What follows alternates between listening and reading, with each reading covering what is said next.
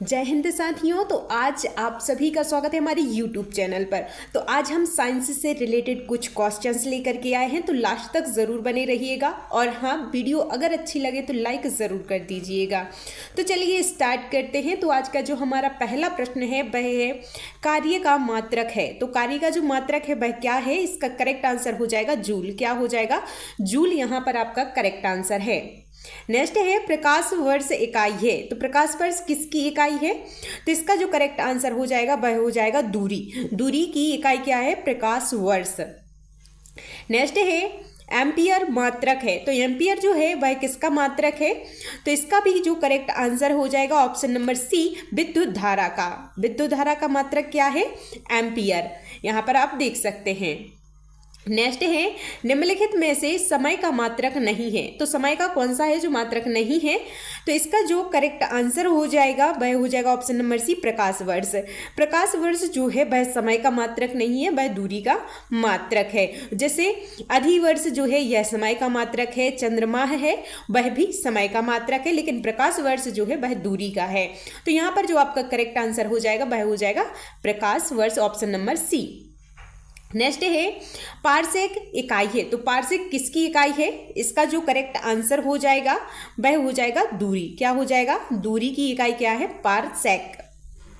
Next question है निम्नलिखित में से कौन सा एक सुमेलित नहीं है? तो इनमें से कौन सा है जो सुमेलित नहीं है? तो यहाँ पर हम देख लेते हैं। तो जो है डेसिबल। डेसिबल ध्वनि की प्रबलता की इकाई है, तो यह तो सही है।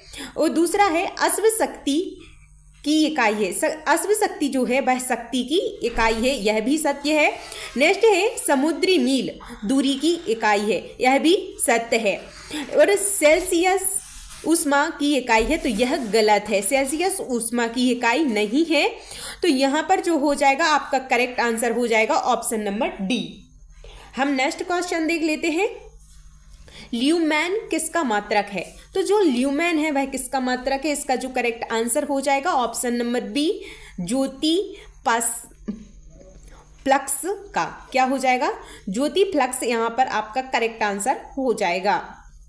नेक्स्ट है पास्कल इकाई है। तो जो पास्कल है वह किसकी इकाई है? तो इसका करेक्ट आंसर हो जाएगा ऑप्शन नंबर बी, दाब की। क्या हो जाएगा? दाब यहाँ पर आपका करेक्ट आंसर हो जाएगा। नेक्स्ट क्वेश्चन है कैंडेला मात्रक है। तो जो कैंडेला है वह किसका मात्रक है? इसका करेक्ट आंसर जो हो जाएगा ऑप्शन नंबर डी, ज्योति तीव्रता का मात्रक क्या है? कैंडेला। नेक्स्ट क्वेश्चन है यंग प्रत्यक्षता गुणांक का एसआई मात्रक है। तो इसका करेक्ट आंसर 10th का जो हो जाएगा ऑप्शन नंबर सी, न्यूटन। क्या हो जाएगा? न्यूटन। यहाँ पर option number C correct answer आपका हो जाएगा। आपको जरूरी इंफॉर्मेशन दे देते हैं। अगर आप किसी भी एग्जाम की तैयारी कर रहे हैं और आपको टेस्ट लगाना है तो नीचे डिस्क्रिप्शन बॉक्स में आपको लिंक मिल जाएगी द अमृत एजुकेशन ऐप की। तो आप प्ले स्टोर पर जाकर के उसे डाउनलोड कर सकते हैं और वहाँ से टेस्ट लगा सकते हैं। आपको प्रत्येक एग्जाम के वहाँ पर आपको टेस्ट देखने को मिलेंगे। क्वेश्चन देख लेते हैं। निम्नलिखित युग्मों में से किस भौतिक राशियों के समान विमीय सूत्र नहीं है? तो यहाँ पर जो करेक्ट आंसर हो जाएगा ऑप्शन नंबर ए, बल एवं दाब। क्या हो जाएगा? बल एवं दाब यहाँ पर आपका करेक्ट आंसर हो जाएगा। नेक्स्ट है अदिश राशि है। तो अदिश राशि कौन सी है? तो यहाँ पर जो करेक्ट आंसर हो जाएगा आपका ऑप्शन नंबर ए, ऊर्जा। ऊर्जा जो है एक अदिश राशि है। बाकी की जैसे बल आघूर्ण है यह आपकी सदिश राशि है, संवेग है ये सदिश राशि है, लेकिन यहाँ पर जो ऊर्जा है वह आपकी अदिश राशि हो जाएगी।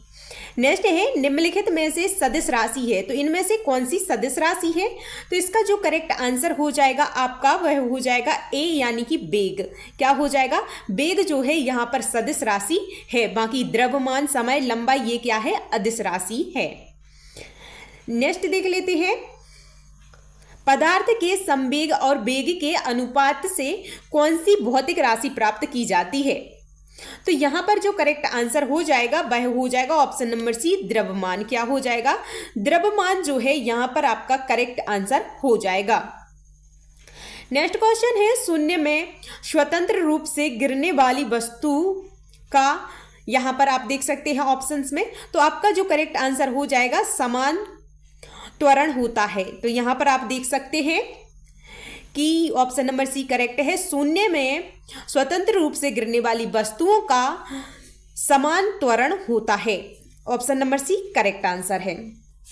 नेक्स्ट है, जब 2 किलोग्राम वाले द्रव्यमान पर 5 N का बल लगाया जाता है तो उत्पन्न होने वाला त्वरण होगा।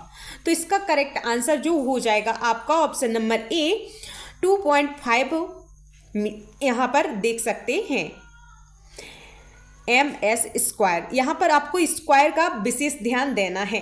तो 2.5 ms² यहाँ पर आपका करेक्ट आंसर हो जाएगा। नेक्स्ट क्वेश्चन है, किसी भी स्थिर या गतिशील वस्तु की स्थिति और दिशा में तब तक कोई परिवर्तन नहीं होता जब तक उस पर कोई बाह्य बल सक्रिय ना हो। यह है, तो यह क्या है? तो इसका जो करेक्ट आंसर हो जाएगा आपका वह हो जाएगा न्यूटन के गति का विषयक प्रथम नियम। क्या है यह? प्रथम नियम जो है न्यूटन की गति का जो प्रथम नियम था ये वह है। नेक्स्ट देख लेते हैं, रॉकेट के सिद्धांत पर कार्य करता है। तो जो रॉकेट है वह किस सिद्धांत पर कार्य करता है? तो इसका जो करेक्ट आंसर हो जाएगा आपका वह हो जाएगा संवेग संरक्षण के सिद्धांत पर। क्या करता है? जो रॉकेट होता है वह संवेग संरक्षण के सिद्धांत पर कार्य करता है। नेक्स्ट क्वेश्चन है, अश्व यदि एकाएक चलना प्रारंभ कर दे तो अश्वरोही के गिरने की आशंका का कारण है। तो इसका जो कारण है वह है आपका ऑप्शन नंबर सी विश्राम जड़त्व।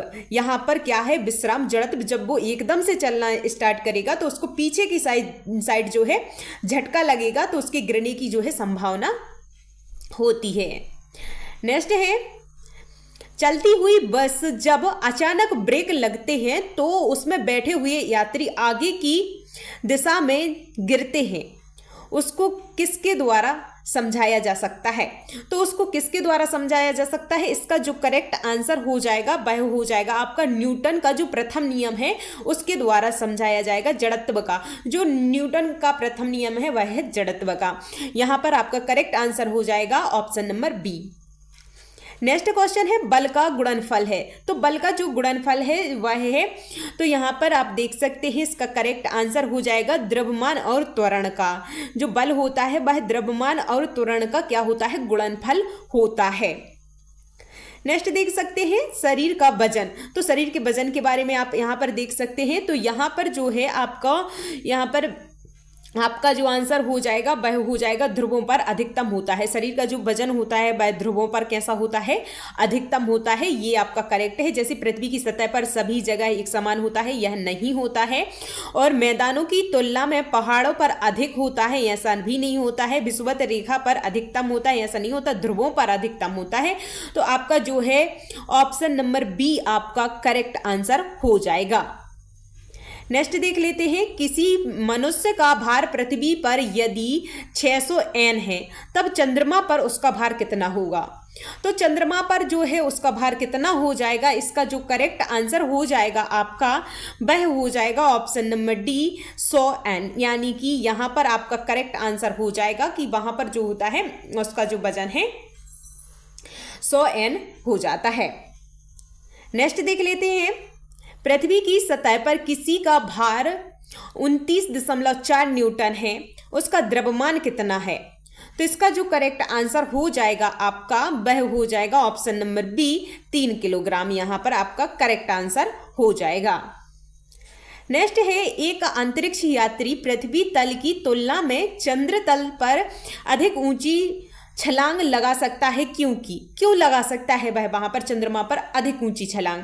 तो इसका एक कारण है। तो यहां पर आप देख सकते हैं ऑप्शन में, तो आपका जो करेक्ट आंसर हो जाएगा ऑप्शन नंबर सी हो जाएगा कि चंद्र तल पर गुरुत्वाकर्षण बल पृथ्वी तल की तुलना में जो क्या है अत्यल्प है, यानी कि बहुत ही कम है। अगर आपका यहाँ पर वजन ज़्यादा है तो चंद्रमा पर आपका वजन कम होगा गुरुत्वाकर्षण के बल के कारण। तो वहाँ पर हम अधिक ऊंची छलांग लगा सकते हैं क्योंकि हमारा वजन कम होता है। नेक्स्ट देख लेते हैं, 1 किलोग्राम राशि का वजन है। तो 1 किलोग्राम जो है राशि का जो वजन है तो वह कितना है? तो इसका जो करेक्ट आंसर हो जाएगा ऑप्शन नंबर सी 9.8 N। यहाँ पर ऑप्शन नंबर सी करेक्ट हो जाएगा आपका। नेक्स्ट है जड़त्व आघूर्ण व कोणीय त्वरण का गुणनफल होता है। तो यहां पर आपका करेक्ट आंसर हो जाएगा ऑप्शन नंबर बी, टॉर्क। क्या हो जाएगा? टॉर्क यहां पर आपका करेक्ट आंसर है। नेक्स्ट है जल के आयतन में क्या परिवर्तन होगा यदि तापमान 9 डिग्री सेल्सियस से गिरकर 3 डिग्री सेल्सियस कर दिया जाता है। तो इसका जो करेक्ट आंसर हो जाएगा आपका वह हो जाएगा आयतन पहले घटेगा बाद में बढ़ेगा। यहां पर option number C correct answer आपका हो जाएगा। नेक्स्ट है एक बीकर में पानी पर बर्फ तैर रही है। जब बर्फ पूर्णतः पिघल जाएगी तो बीकर में पानी का तल क्या हो जाएगा? बढ़ेगा, घटेगा, उतना ही रहेगा, पहले बढ़ेगा बाद में घटेगा, क्या होगा? तो इसका जो आपका करेक्ट आंसर हो जाएगा वह हो जाएगा आपका ऑप्शन नंबर सी, उतना ही रहेगा। क्या हो जाएगा? उतना ही रहेगा। नेक्स्ट क्वेश्चन है ये हमारा लास्ट क्वेश्चन है, जब किसी बोतल में पानी भरा जाता है और उसे जमने दिया जाता है तो बोतल टूट जाती है, क्यों टूट जाती है? तो इसका जो है आपको करेक्ट आंसर बताना है। आपके ऑप्शंस हैं, पानी जमने पर फैलता है, बोतल हिमांक पर सिकुड़ती है, बोतल के बाहर का तापक्रम अंदर से ज्यादा हो जाता है, पानी गर्म करने पर फैलता है। तो इन ऑप्शंस का जो है आपको एक करेक्ट आंसर है इनमें से। तो आपको कमेंट बॉक्स में इसका आंसर देना है कि इसका आंसर क्या होगा। तो आप लोग अगर आप लोगों को पता है तो दीजिए, अगर आपको पता नहीं है तो रिसर्च कीजिए, इसके बाद में इसका आंसर आप कमेंट बॉक्स में जरूर दीजिएगा। और इस क्वेश्चन का जो है आंसर हम कमेंट बॉक्स में पिन कर देंगे, तो आप वहां से देख भी सकते हैं। तो आप लोगों को ये क्लास है कैसी लगी है कमेंट बॉक्स में ज़रूर बताइएगा। और हाँ, अगर आप लोगों ने अभी तक लाइक नहीं किया है तो लाइक कर लीजिए, चैनल को सब्सक्राइब कर लीजिए, बेल आइकन प्रेस कर लीजिए ताकि अगली वीडियो आए तो आपको नोटिफिकेशन उसकी मिल जाए। और हाँ, अगर आप टेस्ट लगाना चाहते हैं तो नीचे लिंक है डिस्क्रिप्शन बॉक्स में द अमृत एजुकेशन ऐप की, तो आप प्ले स्टोर पर जाइए, उसे डाउनलोड कर लीजिए और वहाँ से आप टेस्ट लगा सकते हैं। तो आप लोग अपने अनुभव जरूर शेयर कीजिएगा। मिलते हैं नेक्स्ट क्लास में, तब तक के लिए जय हिंद, जय भारत।